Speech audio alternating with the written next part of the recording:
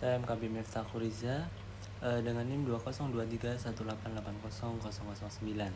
Saya akan menjawab soal nomor 1, yaitu menurut penjelasan Al-Quran surat At-Tin bahwa manusia adalah makhluk ciptaan Allah yang paling sempurna.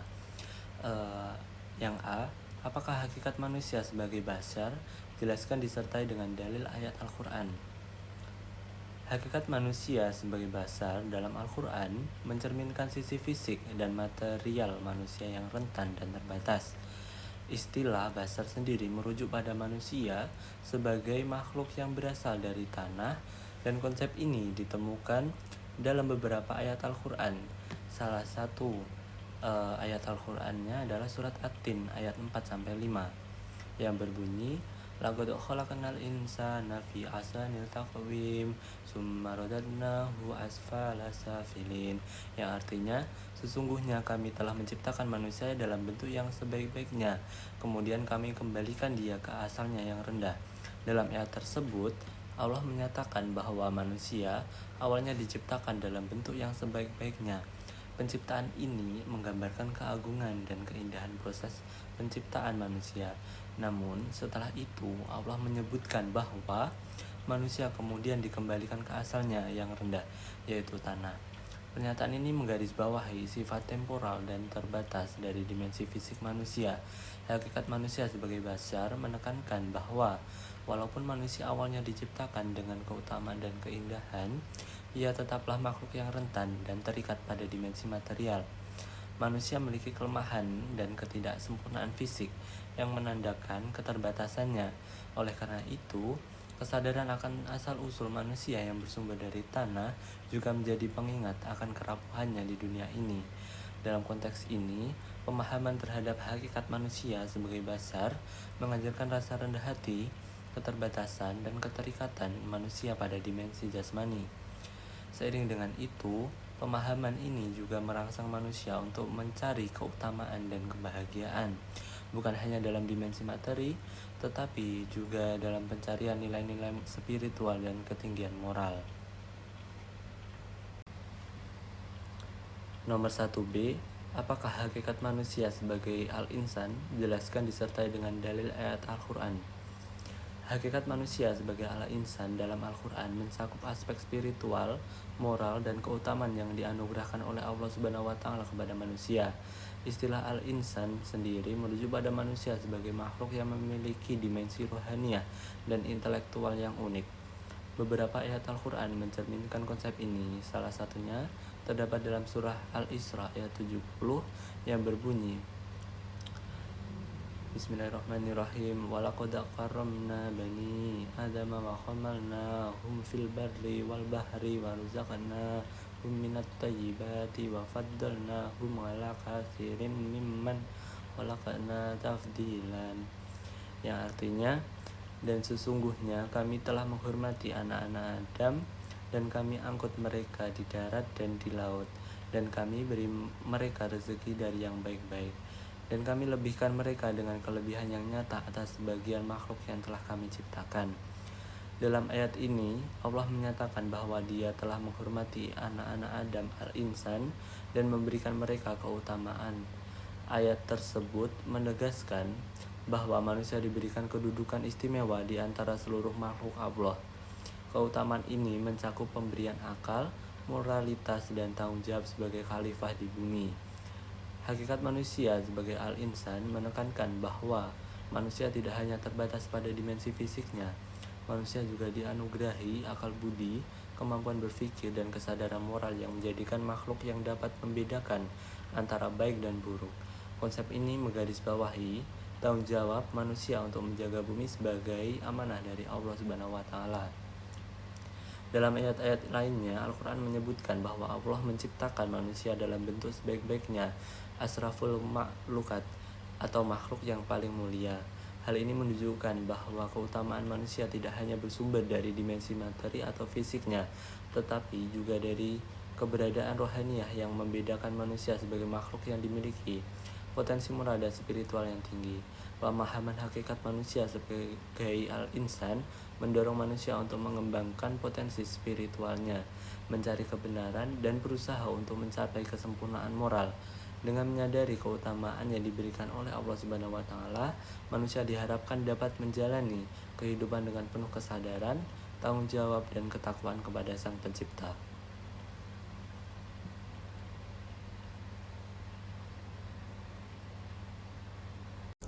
Baik, bismillahirrahmanirrahim. Perkenalkan, nama saya Sela Riza dengan nomor NIM 202318800008. Di sini saya akan menjelaskan tentang alam arwah. Alam arwah merupakan manusia makhluk hidup terakhir yang diciptakan oleh Allah Subhanahu wa taala. Setelah sebelumnya Allah menciptakan makhluk lain seperti malaikat, jin, bumi, langit, dan seisinya. Allah menciptakan manusia dengan dipersiapkan untuk menjadi makhluk yang paling sempurna. Karena manusia diciptakan untuk menjadi khalifah, yaitu pemimpin di muka bumi dan memakmurkannya. Persiapan pertama, Allah mengambil perjanjian dan kesaksian dari calon manusia, yaitu roh-roh manusia yang berada di dalam alam arwah.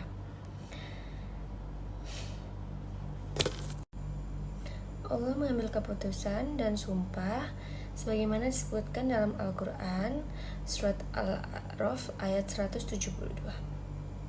Baik, sekian dari saya. Terima kasih. Wassalamualaikum warahmatullahi wabarakatuh. Saya Meisha Debi Maulidia dengan NIM 22318800007. Saya akan menjawab pertanyaan nomor 2B. Alam barzah adalah istilah dalam Islam yang merujuk pada dunia atau kehidupan setelah kematian, antara kematian seseorang dan hari kebangkitan atau hari kiamat. Istilah barzah sendiri berasal dari bahasa Arab yang berarti penghalang atau pemisah. Dalam ajaran Islam, alam barzah dianggap sebagai dimensi antara kehidupan dunia dan kehidupan setelah kematian yang nantinya akan dihadapi pada hari kebangkitan.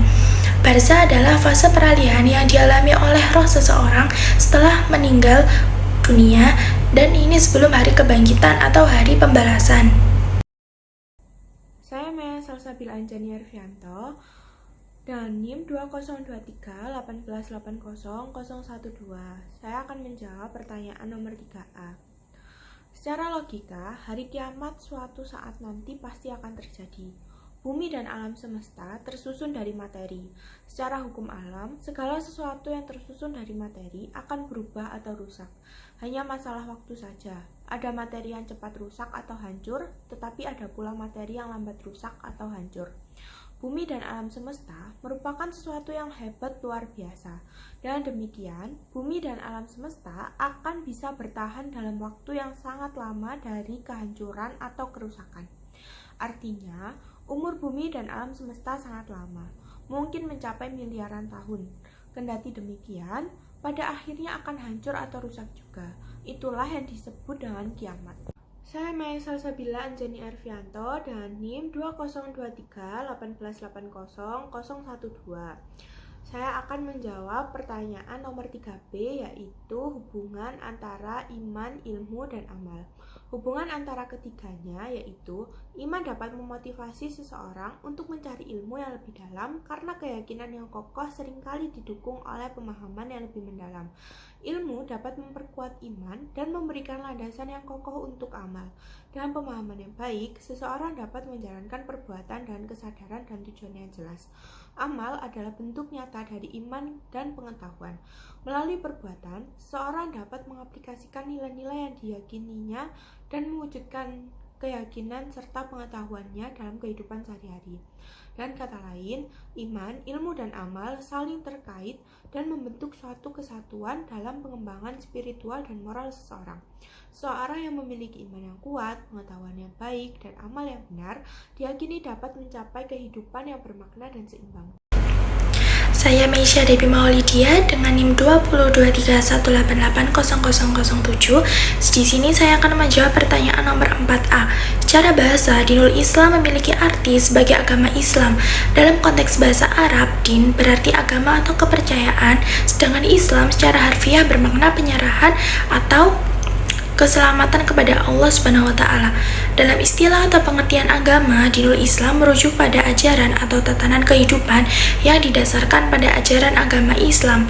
Hal ini mencakup segala aspek kehidupan individu, baik dalam hubungan dengan Allah Subhanahu wa taala atau ibadah maupun dalam hubungannya dengan sesama manusia atau muamalah. Saya Nurjian Diana Zakia dengan NIM 22318800111 akan menjawab nomor 4B.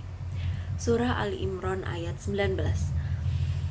A'udzu billahi minasyaitonir rajim. Bismillahirrahmanirrahim. Innad dina 'indallahil Islam. Wa makhtalafal ladzina utul kitaba illa min ba'di ma ja'ahumul ilmu baghyan bainahum wa may yakfur bi ayatillahi fa innallaha sari'ul hisab. Artinya, sesungguhnya agama yang diridhoi di sisi Allah ialah Islam. Orang-orang yang telah diberi kitab tidak berselisih kecuali setelah datang pengetahuan kepada mereka karena kedengkian di antara mereka.